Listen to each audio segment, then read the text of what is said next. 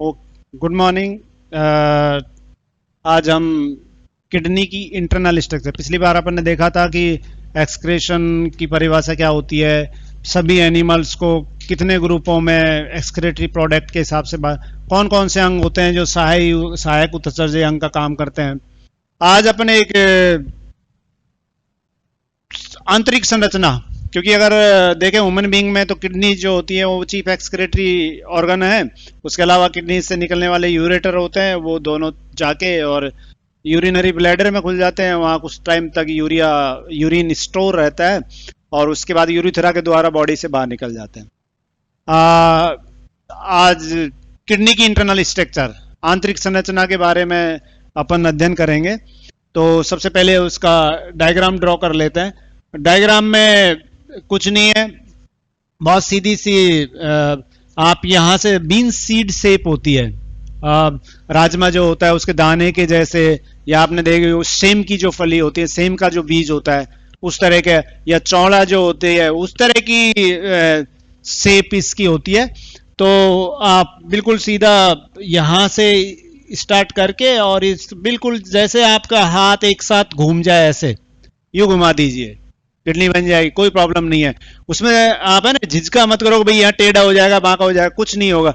एक बार आपने ऐसे करके दिमाग में बना लो और उसके बाद ऐसे खींच दीजिए, बन जाएगा।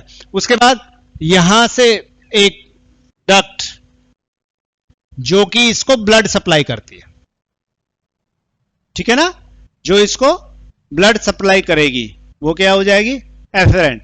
उसके बाद दूसरी नलिका आप यहां से निकालोगी जो ब्लड को वापस ले जाएगी,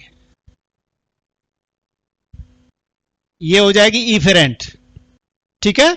इफेरेंट के बाद यहां से एक बड़ी सी ट्यूब ऐसे करके जिसका आगे वाला हिस्सा थोड़ा ज्यादा चौड़ा होगा और पीछे वाला हिस्सा सकरा होता चला जाए, दैट इज यूरेटर।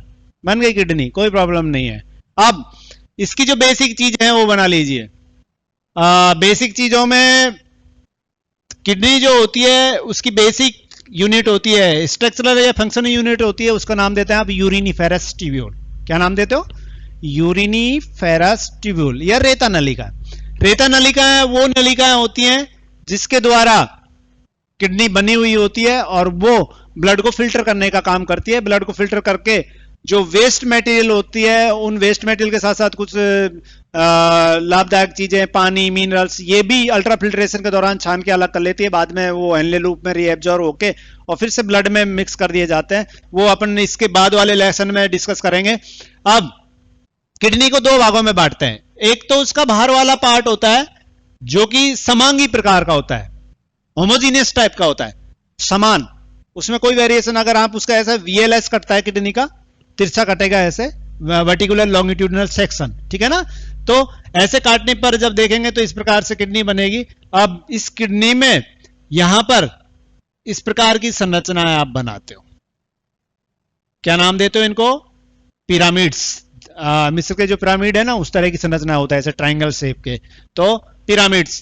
पिरामिड्स इस प्रकार से बनाइए आप। इसमें पिरामिड्स की संख्या निश्चित होती है, 1 2 3 4 5 6 7 8 9 10 11,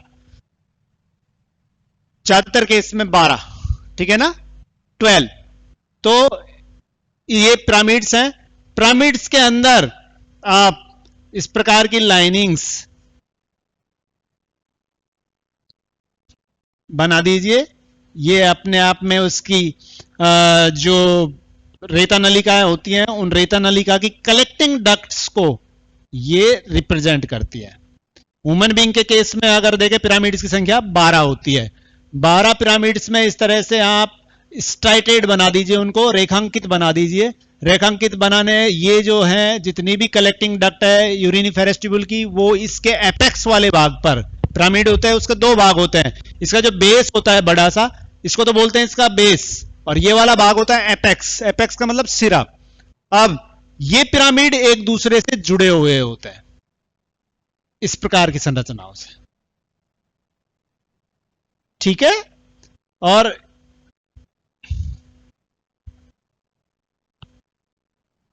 इन संरचनाओं को अपन नाम देते हैं कनेक्टिव। क्या नाम देंगे, कनेक्टिव्स, इस प्रकार से।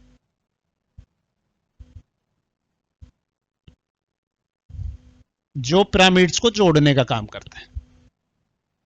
कनेक्टिव के अंदर आप इस तरह से कनेक्टिव टिश्यू जैसा ऐसे फाइबर बना दीजिए यहां पर, इस प्रकार से। ठीक है। अब इसका जो बाहर वाला हिस्सा है, जिसको मैंने कहा कि ये समांगी प्रकार का होता है, उसको इस प्रकार से ड्रा कर दीजिए और उसमें ये डॉट डॉट कर दीजिए।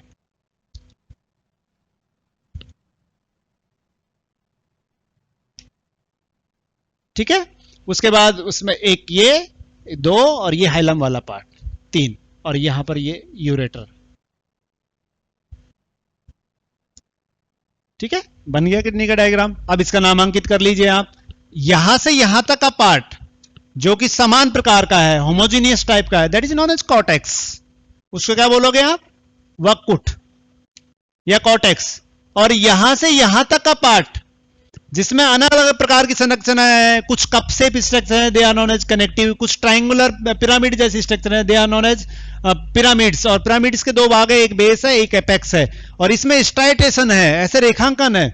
वो जो रेखाएं हैं वो सेमिनिफेरस ट्यूबुल्स की कलेक्टिंग डक्ट को रिप्रेजेंट करती हैं। तो इसके एपेक्स वाले भाग पर वो कलेक्टिंग डक्ट खुलती हैं और वो कलेक्टिंग डक्ट यहां पर जितना भी वेस्ट मटेरियल होता है जो कि यूरिया की फॉर्म में होता है, इस आइलम वाले पार्ट में आ जाता है और यहां से ये इकट्ठा होके और यूरेटर के थ्रू यूरिनरी ब्लैडर में चला जाता है। ठीक है ना?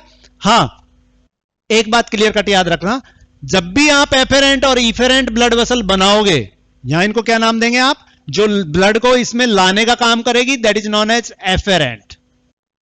Efferent blood vessel. और आफ्टर फिल्ट्रेशन, उसका फिल्टर होने के बाद ब्लड वापस कलेक्ट होकर जिस ब्लड वेसल से बाहर जाएगा, that is known as efferent. Efferent blood vessel. ठीक है। और जो यहां से वेस्ट मटेरियल को यूरिया की फॉर्म में कलेक्ट करके ले जाएगी, that is known as ureter. ठीक है। तो इस प्रकार से ये वाले हिस्से जो कि ट्राइंगुलर शेप के हैं, they are known as pyramids. Pyramids. और पिरामिड्स जो होती है इस प्रकार की संरचना है, इनका ये वाला भाग होता है, ये बेस होता है, और ये वाला भाग होता है वो एपेक्स होता है। और इस एपेक्स पे सारी की सारी कलेक्टिंग डक्ट खुलती है। इन पिरामिड्स को आपस में जोड़ने के लिए बीच बीच में कप शेप स्ट्रक्चर पाई जाती हैं जो कनेक्टिव टिश्यू की बनी होती है, they are known as connectives. क्या नाम दोगे उनको? कनेक्टिव्स। और कनेक्टिव जितने भी एपेक्स वाले पार्ट होते हैं सारे के सारे इसमें हाइलम वाले पार्ट में खुलते हैं इसके, और वो यूरेटर के थ्रू वेस्ट में। हाँ, मैंने ये कहा था कि एफरेंट ब्लड वेसल और इफरेंट ब्लड वेसल जब भी बनाओगे तो ये ध्यान रखोगे कि एफरेंट ब्लड वेसल है उसका डायमीटर थोड़ा सा ज्यादा होगा, वो ज्यादा चौड़ी होगी, जबकि इफरेंट ब्लड वेसल होती है वो थोड़ी सकरी होगी। वो इस बात को रिप्रेजेंट करती है कि जो ब्लड आ रहा है वो ज्यादा आ रहा है और यहां से छलने के बाद में वो कम जा रहा है। इसकी वजह से आगे अपन डिस्कस करेंगे कि उनकी वॉल्यूम में डिफरेंट होने की वजह से एक प्रेशर क्रिएट होता है और उस प्रेशर क्रिएट होने की वजह से अल्ट्रा फिल्ट्रेशन में हेल्प मिलती है। तो इस प्रकार से ये किडनी की संरचना है जिसमें मुख्य रूप से 12 ह्यूमन बींग्स की अगर बात करें तो 12 पिरामिड्स पाए जाएंगे, उनको आपस में जोड़ने के लिए कनेक्टिव पाए जाएंगे। बाहर वाला भाग मैंने यहां तो कहा कि ये कलेक्टिंग डक्ट को रिप्रेजेंट करती है। बाकी की जितनी भी अगर बात करें अपन यूरिनिफेरस का जो ट्यूबुल का भाग है हेनले लूप वाला, वो इसके कॉर्टेक्स वाले पार्ट में होता है। ठीक है ना?